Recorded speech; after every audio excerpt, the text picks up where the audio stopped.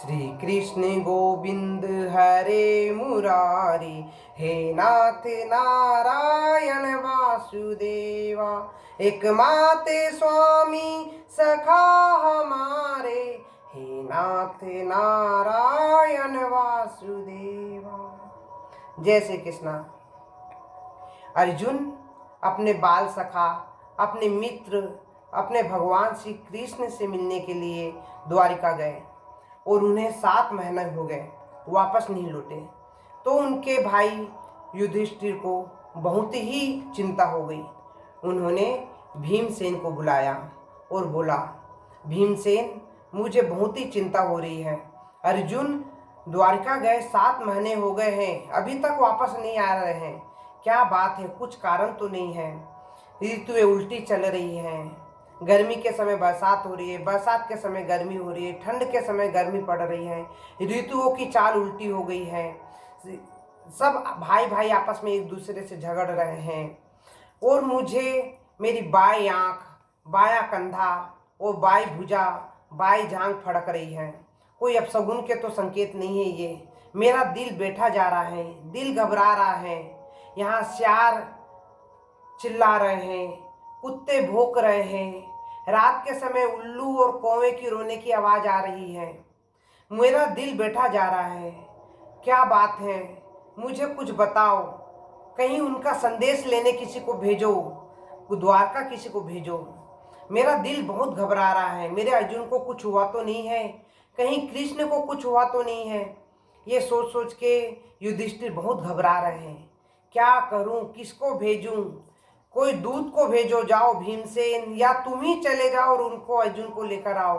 कुछ संदेश तो लाओ। कुछ संदेश नहीं आ रहा है। 7 महीने हो गए हैं, क्या बात हो गई है? फिर ऐसे भीमसेन को बोल ही रहे थे युधिष्ठिर। उसी समय अर्जुन वहां पर आ गए। नीचे सिर झुका हुआ है, आंखों से आंसू बह रहे हैं, जी घबरा रहा है उनका। युधिष्ठिर को ऐसा, अर्जुन को देख के युधिष्ठिर का दिल भराया, जिया घबराने लग गया। क्या बात है? मेरा भाई, जिससे त्रिलोक डरते हैं, जिससे महाभारत के युद्ध में अपना महान शक्ति जिन्होंने दिखाई, वो अर्जुन एक निहत्थे की तरह सिर झुका हुआ है और आंसू बह रहे हैं। क्या बात है? कुछ तो कारण है। अर्जुन को बोला, हे भाई, आप बताओ क्या कारण है? कहीं यदुवंश में कोई अनहोनी तो नहीं हुई? वहाँ श्री कृष्ण बलराम स्वस्थ तो है ना? उनकी रानियाँ रुक्मणी, सत्यभामा और उनकी 16,000 पटरानियाँ स्वस्थ तो है ना? उन क्या बात हो गई है? तुम इतना क्यों घबरा रहे हो? कहीं तुमने कोई ऐसा काम तो नहीं किया कि तुम लज्जित हो गए हो? या तुम्हें वहाँ द्वारका में किसने अपमानित तो नहीं किया? कहीं वहाँ तुम्हारा अपमान तो नहीं हुआ है अर्जुन? क्या बात है? तुम मुझे बताओ। तुम्हारा सिर क्यों झुका हुआ है? आंखों में आंसू क्यों हैं? फिर अर्जुन अपने आंख के आंसू पोंछ के बोलते हैं, महाराज, न तो मुझे किसी ने अपमानित किया है और न मैंने कोई ऐसा काम नहीं किया जिससे आपको और मुझे लज्जित होना पड़े। बस द्वारका में एक ब्राह्मण के श्राप से पूरा द्वार यदुकुल का नाश हो गया है। श्री कृष्ण भगवान परम धाम को चले गए हैं, वो हमें छोड़ के चले गए हैं और उनके पुत्र पौत्र आपस में मदिरा पी के एक दूसरे के दुश्मन बन गए हैं और एक दूसरे को मार दिए हैं। ऐसे मार रहे हैं मानो वे उनके दुश्मन हो। भाई भाई को मार रहे हैं। सिर्फ वहाँ 4-5 ही जीवित है, बाकी सब मर गए हैं। और वहाँ से मैं श्री कृष्ण भगवान की रानियों को लेकर आ रहा था, पटरानियों को लेकर आ रहा था। तो रास्ते में कुछ ग्वालों ने मुझे लूट लिया और रानियों को मुझसे छीन के ले गए, धन दौलत को ले गए हैं। तो युधिष्ठिर ने बोले, हे अर्जुन, तुम तो महान प्रतापी हो, तुमसे बड़े बड़े राजा रहते हैं और तुम उन ग्वालों से हार गए। तुमने उनका कुछ बिगाड़ा नहीं, तुमने कुछ किया नहीं उनको। फिर अर्जुन बोले, हे महाराज, जब श्री कृष्ण भगवान परम धाम को चले गए तो मैं शक्तिहीन हो गया उनके बिना। मेरी शक्ति भी उनके साथ चली गई। मैं एक अबोध बालक की तरह खड़ा रह गया और वो ग्वाले मुझे लूट के चले गए। न मेरा डांडियो काम आया, न मेरी भुजाओं में बल रहा। सब चले गए कृष्ण भगवान के साथ। युधिष्ठिर को बहुत दुख हुआ। वहीं पर उनकी माता कुंती खड़ी थी।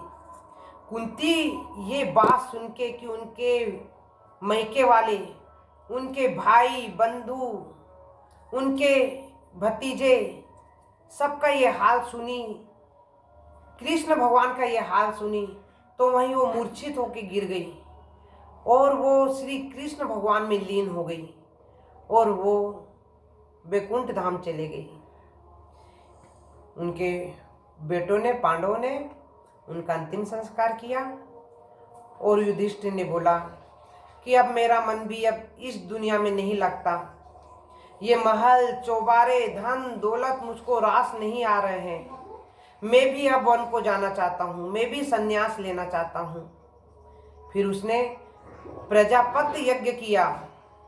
यज्ञ के उपरांत उसने अभिमन्यु के बेटे परीक्षित को हस्तिनापुर का राजा बना दिया और मथुरा में श्री कृष्ण के बेटे, अनिरुद्ध के बेटे वज्र, श्री कृष्ण के पोते वज्र हैं और अनिरुद्ध का पुत्र है वज्र, उसको मथुरा का राजा बना दिया।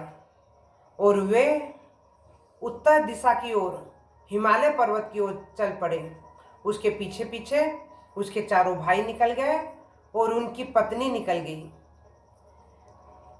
उनकी पत्नी द्रौपदी ने श्री कृष्ण के बारे में सोचते रही कि उन्होंने मेरी लाज कैसे बचाई थी। मैं वनवास में थी जब उन्होंने मुझे कैसे बचाया था। वो साधुओं को भूखे आए थे साधु लोग, तो उन्होंने उससे मुझे कैसे बचाया था। मेरे पास खाने को नहीं था, किंतु एक दाने उनको खिलाने के बाद पूरे साधुओं का पेट भर गया था। उन्होंने ये बातें सोचते गई और वो भी श्री कृष्ण में विलीन हो गई और स्वर्ग धाम को चली गई। इधर विदुर प्रभास नामक क्षेत्र में अपने 100 वर्ष पूर्ण होने के बाद यमलोक चले गए और वहाँ यमराज बनकर शासन किया, क्योंकि यमराज को श्राप मिला था एक ब्राह्मण से कि वो 100 वर्षों तक पृथ्वी में एक तुच्छ व्यक्ति की तरह निवास करेंगे। इस कारण विदुर जब 100 वर्ष पूरे हो गए तो वापस यमलोक चले गए और यमराज का सिंहासन उनको मिल गया। इस प्रकार वो पांचों भाई भी स्वर्ग सिधार गए। बोलो श्री कृष्ण भगवान की जय। भागवत में कहा गया है कि जो पांडवों के इस स्वर्ग धाम की कथा को जो सुनता है, वो जो कहता है, उसे मोक्ष प्राप्त होता है। दुनिया के सभी साधन मिलते हैं और अंत में मोक्ष मिलता है। बोलो श्री कृष्ण भगवान की जय।